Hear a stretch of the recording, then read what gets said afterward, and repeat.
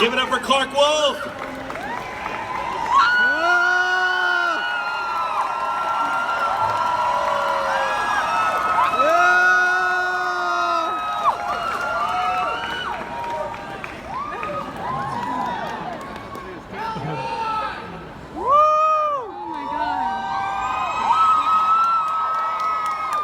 Showing everybody that you still have your teeth? Is that what you're doing? I just had lunch, and I want to make sure. Do I have anything in my teeth? No. Good? We're good? You got some enamel in there, so. Okay, fire away. Well, I mean, let's talk about it, guys. It's been 15 years since Hellboy came out in theaters, that first Hellboy. Well, it hasn't been 15 years since Hellboy. It's been 15 years since our Hellboy. Right. So when was the first time you guys heard of Hellboy? Well, I heard of Hellboy. What year did we do the first Hellboy? 2003? We filmed in 2003. It came out in 2004. Yeah. So I heard of Hellboy exactly 7 years before we started filming Hellboy 1. Because that's how long Guillermo took to get the movie made. How about you, Doug? And for me, I was cast closer to the filming, and I had not heard of Hellboy. I know it's terrible. I had not heard of the Hellboy comics. So when Guillermo came and offered me Abe Sapien, he gave me the script and a pile of graphic novels at the same time, and said, "Read up and get back to me tonight." I had like hours to study up and say, "Yes, I love it. I'll do it," and I did. And Ron, you and Guillermo had a relationship going all the way back to Kronos, through Blade. You were, it was you and he working on getting this movie made, and there are all sorts of horror movies about executives saying, well, what if he only becomes Hellboy when he's mad? You know, that's a pretty famous one that Guillermo's talked about. Was there any point where you guys were like, guys, this might not get made? Well, I had nothing to do with getting the film made. I had a lot to do with telling Guillermo if he wanted to get it really made, he should stop using my name, because that was not going to get anybody to write a check of that magnitude, since I was obscure and invisible, basically. But he had his quirky little idea, you know. These directors, they're so weird. And he stuck to his guns, and that's why it took him 7 years. But it was all Guillermo versus the studios, and I was basically just in the background, waiting, listening to some of the anecdotes, like some of the notes that he got, like you just mentioned, you know, can he just be Hellboy when he gets mad, you know? There's another character like that, right? Yeah, pretty famous. Kind of a hulky guy. Yeah, he's signing right over there. Yeah. Greenish. Hey Lou, how you doing? But yeah, one of the notes that he got from some really brilliant executives at Universal Studios was, does he have to be red? Oh, that hurts. Because I think his first wife was red, I don't know. He had some sort of thing.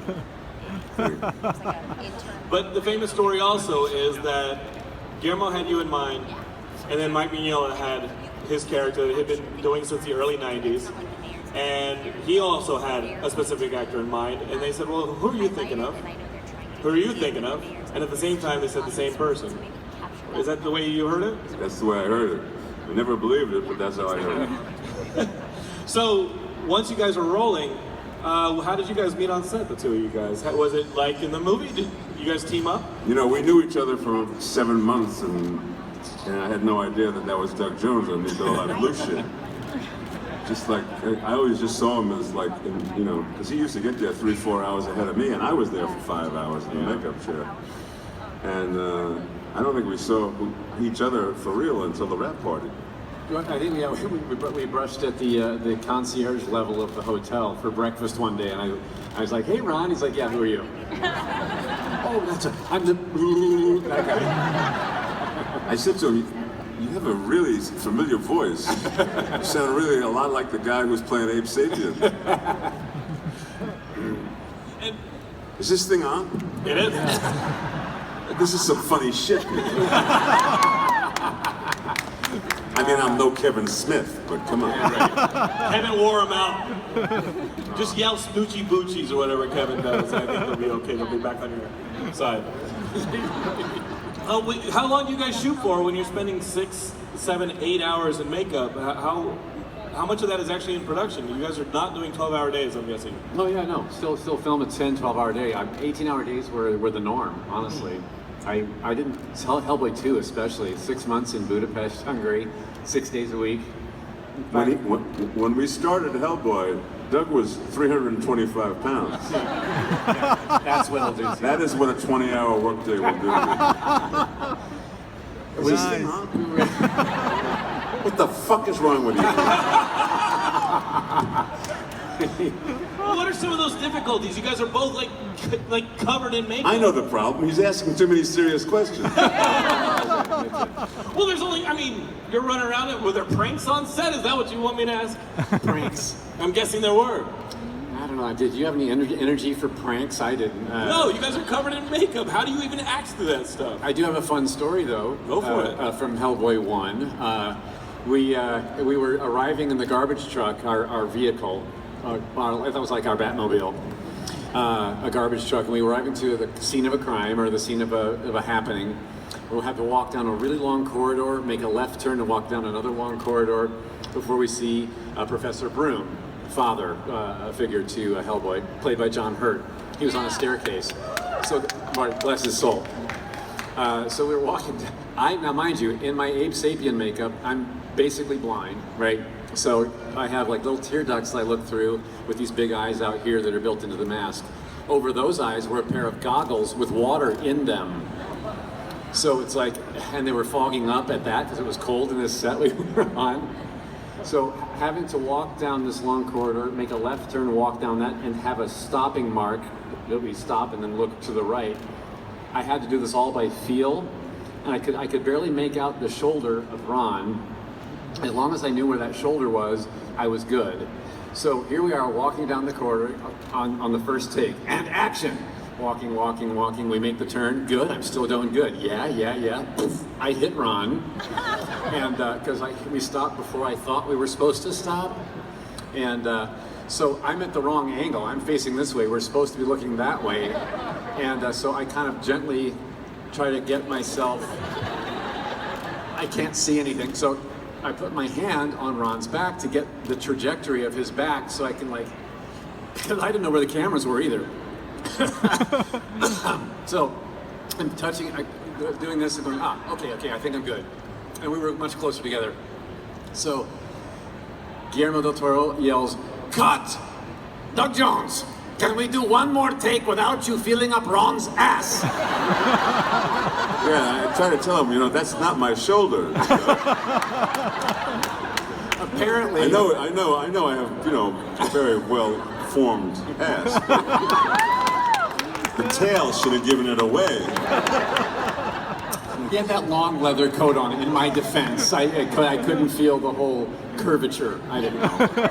And the cameras were behind us at that point, so they were seeing the entire feeling up. The good news is that from that point on, Doug and I roomed together and saved the production a lot of money after that. Yeah, on that extra hotel room. Did you take anything from working with John Hurt? The man is a legend. What did you guys glean from working with him? Well, I was going to say something really snarky, but the guy's dead. Come on. Can't defend himself. I just, there are these moments when you get around people who you are truly awed by, and there's less and less of them walking the planet, We lost Robert Forster today, he was a giant. Jackie Brown, remember Jackie Brown? Yeah. But John Hurt was one of these guys that I'd known almost since I decided to become an actor, and he was so much larger than life and so legendary, and the fact that he was in my presence playing a family member, in the same movie as me, I never really think you were asking for something more fun than this. No. This is good stuff. No, it's just good. I was awed by John Hurt, and I was awed by what a pure actor he was. Yes. And I used to say to him, you know, if there was no acting profession, John, you'd be fucking homeless, because there's nothing else you could do except this. But thank God there's this. He was born for that. Yeah, absolutely. He was a legend indeed. Speaking of, And I really will apologize to anybody who brought their kids about my shitty language. They should just follow you on Twitter, I'm sure. I'm gonna try to do better. Oh, sorry. By No, the way, really, not by the really. way, I also ran. Speaking of our co-stars from Hellboy 1, Rupert Evans, who played young Agent Myers in that movie, I just ran into him in New York City, and he says to say hello and love to all of you. Yeah, sweet guy. He's currently on the CW's Charmed. Well, let's talk about another member of your BPRD, Yes. Selma. Selma Blair. Selma couldn't be here. Selma could not be here today, but she did send me a textual message on the textual device, and I am to read this aloud to all of you. If you will indulge me for a moment. Selma says, "Please tell them I love being with the guys I love so much." She's talking about us. I love meeting the She fans. said guy, okay? She was... No, guys, it's got an S. I love meeting the fans, even if my line is shorter than these famous dudes. She does fine when she's at conventions, she does. I still have a compromised immune system from a transplant, so this was impossible to be there today. But I so hope I'm invited next year to share the love. Many Liz, Sherman, flames, and hugs. All my love, Selma. Yeah.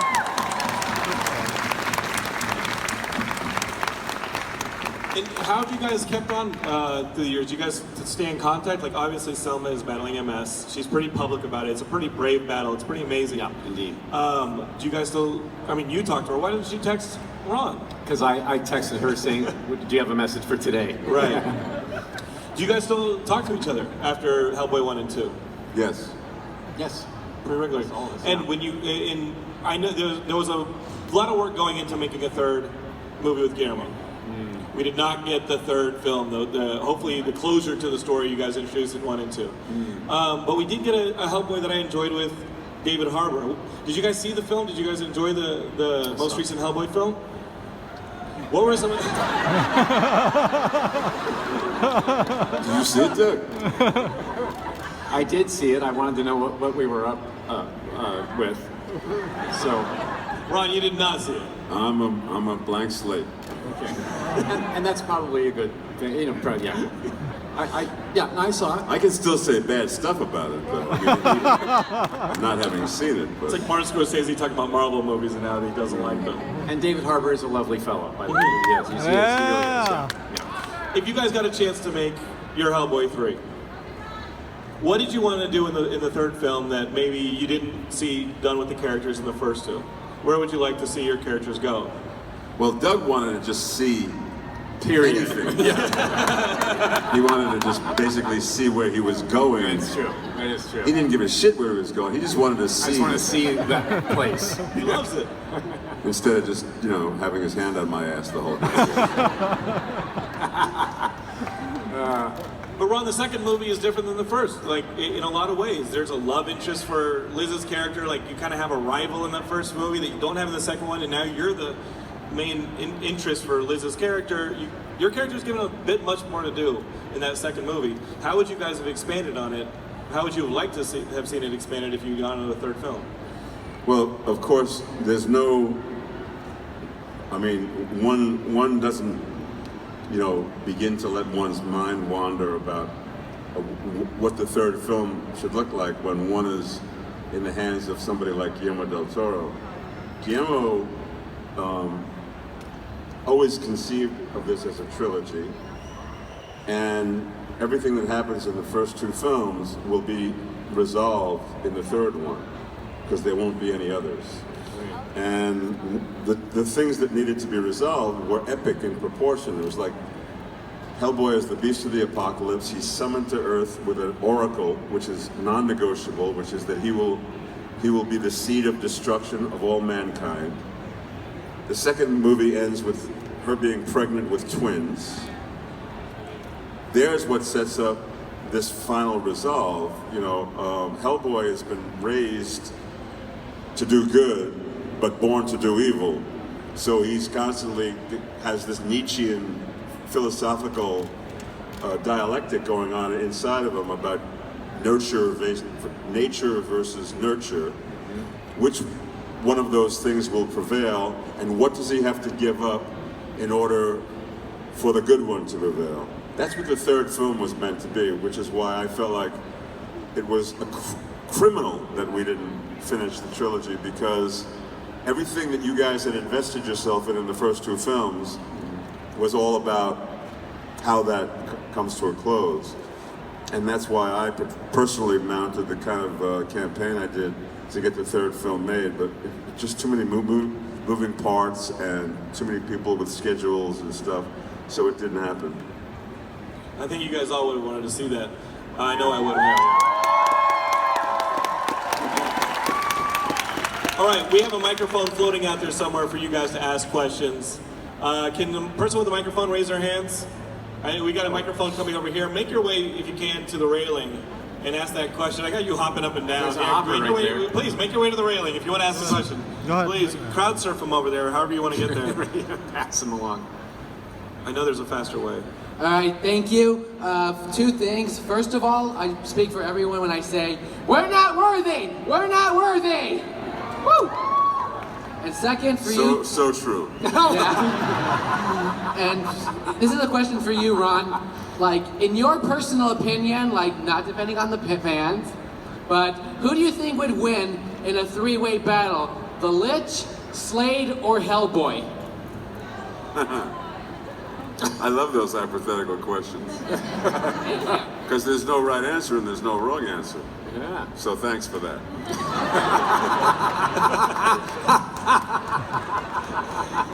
All right, let's go right down the line. Oh, my turn? Cool. Hi, guys. Hi.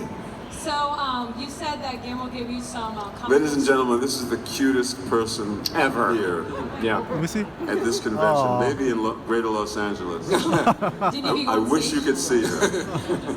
You're so sweet. But, okay, nerdy side. So you said you read some of the comic books of some, Hellboy. So, would you want one of those stories to be into the third movie if it were to happen? Like, was there a story that Hellboy, Ape Sapien, etc. went through that felt like would be really good to bring on the screen? Right. Am I wrong? Didn't Mike Mignola bring the Hellboy 2, that seed of destruction, or that destruction in the end of it? I think his comic books did complete that story, didn't they? Well, the making of the film, the comic books are a jumping off point for Right. something that needs to be original and more suited for the big screen.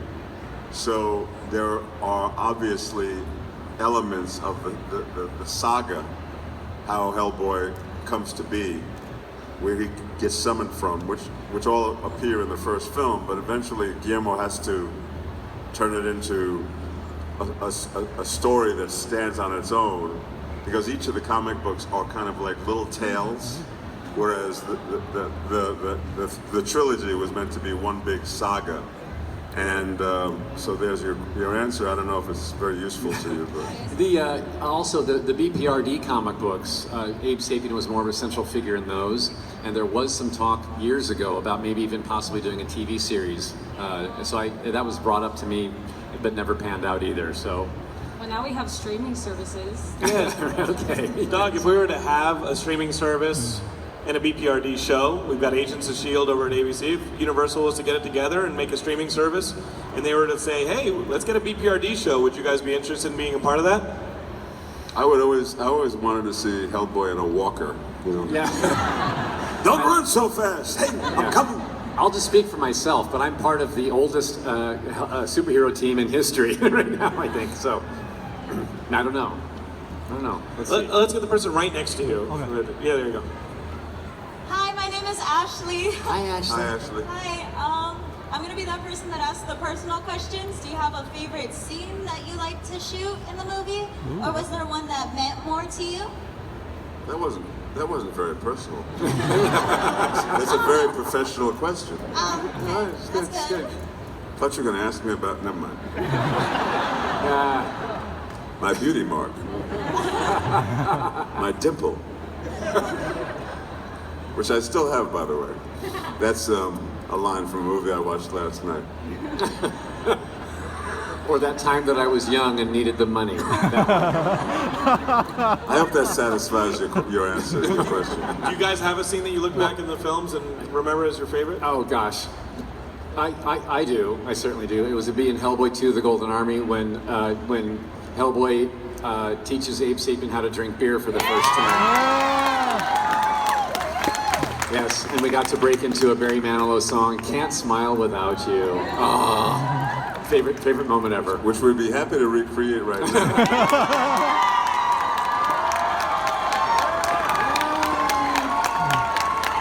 For the right price. Always a catch, fans. Let's go all the way to the end with the orange shirt. Hi, my name's Madison. One of the questions I wanted to ask, with Hellboy, because of all the prosthetics and the makeup, what was the hardest or most annoying part of that? Oh. The Because I know Abe had more of the... Poor Abe. the anal probes were just a pain in the ass, if I could be so bold. Yeah. Literally. Whenever you have prosthetic makeup, any kind of process like that, it's going to be, there are challenges to go through, of course. My Abe Sapien makeup, and especially in the first Hellboy movie, I had 12 prosthetic pieces from head to toe when you saw me shirtless with just wearing the shorts. That's a lot of blue fish guy to see and show and make up. So that process took 7 hours a day before I started my work day. So it was just the sheer sleep deprivation and exhaustion was probably the most annoying part of all that. But when you know that you're making a piece of art like that will live, and we're talking about it today, this many years later, you look back on it and it was all worth it. Oh, yeah. Thank you. You loved it so much you made Shape of Water. Yes. Masochist. I don't know how many actors have played two fishmen in their life, but I have. Yeah. All right, let's try to get one or two more. Let's go with the Avengers Infinity War shirt over here. I just kind of want the microphone guy to have to zigzag back and forth. Yeah. Hey Ron, first of all, thank you for always keep showing up on my favorite online news network, The Young Turks. You are progressive. Thank you so much, sir. My question to both of you, what is it about Guillermo del Toro that you keep saying yes to him? I mean, was there a moment like, hey, I want you to be in my movie? No, Guillermo, thanks though. You ever see the size of that guy? No, it's not, not an option. He'll hunt you down. It's true. I also think he has friends in the cartel, but I've never said that publicly, and you didn't hear it today, okay? When Guillermo del Toro offers you a movie role, you know it's going to be a piece of art no matter what it is, whether it's a big action summer blockbuster movie or one of his smaller art films. He's a great storyteller and a visionary, and there's no reason to not be in his movies, ever. Let's get one more. So put your hand up and actually jump up and down if you can. Okay. Behind the yellow hat. Let's get you forward. There you are. Aw. Hi guys. Hi. All right, so I know they might have answered this question before, but I know Guillermo del Toro's movies are both very visual and pleasing. What would be your favorite design that he's done? Does it have? It could be a monster, could be architecture, anything. Because I really like all of them. I have one. Another character that I got to play actually in Hellboy 2: The Golden Army was the Angel of Death. Yeah! Beautiful. That was one of the most stunning makeups and costumes I've ever seen, or let alone worn. Yeah, that would be mine. But I think my favorite design is the fawn in Pan's Labyrinth. which I also played. I don't know if you knew that or not. Like Doug has been in all my favorite Guillermo del Toro movies. As opposed to me, I've not been in any of my favorite Guillermo del Toro movies. And I've been in 6 of them. You've been 6 of them. So have I. Yeah. But he makes 2 fucking masterpieces, and I'm not in either. Well, let's hope there's some more masterpieces involving you guys. Thank you guys so much for being a part of it. Doug Jones, Ron Perlman,